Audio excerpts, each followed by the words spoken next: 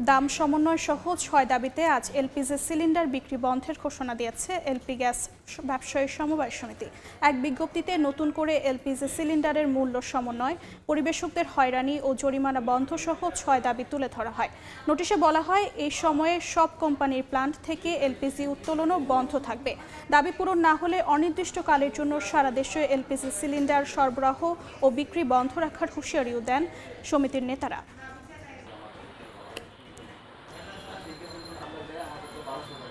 এই মুহূর্তে রাজধানীর কারওয়ান বাজারে আছেন সহকর্মী শাবাব ওয়াসি এবং খুলনায় আছেন আব্দুল্লাহ আল মামুন রুবেল।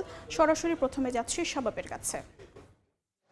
আজ থেকে সারা দেশে এলপি সিলিন্ডার গ্যাস বিক্রির বন্ধের ঘোষণা দিয়েছেন এলপি ব্যবসায়ী সমিতি। তারা কিন্তু আজকে গতকাল একটি সংবাদ সম্মেলনের মাধ্যমে তারা এটি জানিয়েছেন যে এলপি গ্যাসের যেই দাম নির্ধারণ করা হয়েছে সেই দাম সেটি আসলে তাদের সাথে কথা না বলে কিন্তু সেই দাম নির্ধারণ করা হয়েছে এবং তারা যেটি বলছেন যে আগামী ২৪ ঘন্টার মধ্যে যদি বিইআরসি অর্থাৎ বাংলাদেশ এনার্জি রেগুলেটরি কমিশন যারা পরিবেশক আছেন অর্থাৎ গ্যাসের যারা পরিবেশক আছেন তাদের সঙ্গে সমন্বয় করে নতুন মূল্য না নির্ধারণ করে তাহলে কিন্তু যদি মূল্য নতুন করে না নির্ধারণ করা হয় তাহলে কিন্তু তারা এই গ্যাস বন্ধের যেই তারা যে ডাক দিয়েছেন সেটা তারা জারি রাখবেন। তারা মূলত যেটা বলছেন যে সরকার আসলে বিইআরসি যেই নতুন মূল্য নির্ধারণ করেছে সেটা কিন্তু যেই পরিবেশক এবং কোম্পানিগুলোর সঙ্গে সমন্বয় না করেই তারা ঠিক করেছেন এবং যার কারণে এবং তারা কিন্তু এটা জানিয়েছেন যে কোনো প্রকার সমন্বয় করা ছাড়াই কিন্তু এই যে গ্যাসের দাম তারা নতুন করে যেটা দেওয়া হয়েছে বিইআরসি কর্তৃক এবং তারা বলছেন যে ভোক্তা অধিকার কর্তৃক পরিবেশকদের হয়রানি করা হচ্ছে। তবে মূলত আসলে সরকারের যেটা করা উচিত ছিল যে যারা কোম্পানিগুলো আছে যারা ম্যানুফ্যাকচার কোম্পানিগুলো আছে তাদের সঙ্গে বসে পরিবেশকদের সঙ্গে বসে তারপরে এই দাম নির্ধারণ করার কথা তারা বলেছেন। তো আমরা এখন চলে যাচ্ছি খুলনায়, সেখানে আছেন আমাদের আরেক সহকর্মী আব্দুল্লাহ আল মামুন রুবেল। আমরা সেখানকার পরিস্থিতি তার কাছ থেকে জেনে নেব। খুলনায় কিন্তু অধিকাংশ এলপিজি গ্যাসের সিলিন্ডারের যে দোকান সেই দোকানগুলোতে কিন্তু গ্যাস সরবরাহ বন্ধ রয়েছে বা গ্যাস বিক্রি বন্ধ রয়েছে।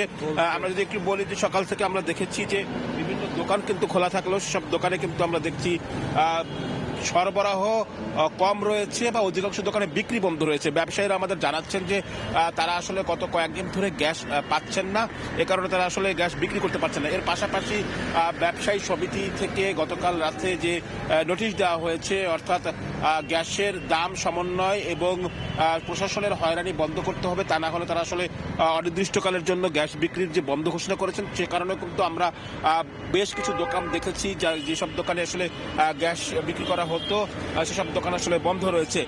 অন্যদিকে যদি একটু বলে রাখি, গত প্রায় এক সপ্তাহেরও বেশি সময় ধরে খুলনায় কিন্তু গ্যাসের দাম বাড়তি দামে বিক্রি হচ্ছে।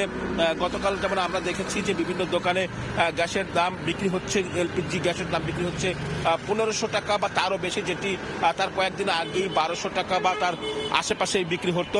বিক্রেতারা বলছেন যে ফিলিং স্টেশন থেকে বা কোম্পানি থেকে তাদের আসলে বাড়তি দামে কেনার কারণে কিন্তু তাদের আসলে বাড়তি দামে বিক্রি করতে হচ্ছে এবং সরকারের পক্ষ থেকে যে নির্ধারিত দাম গ্যাসের করে দেওয়া হয় সেই দামে আসলে তারা বিক্রি করতে পারেন না। এটি আসলে প্রশাসনকেই দেখতে হবে, প্রশাসনকে আসলে সমন্বয় করতে হবে, তা না হলে তারা আসলে সরকার নির্ধারিত মূল্যে আসলে বিক্রি করতে পারবেন না।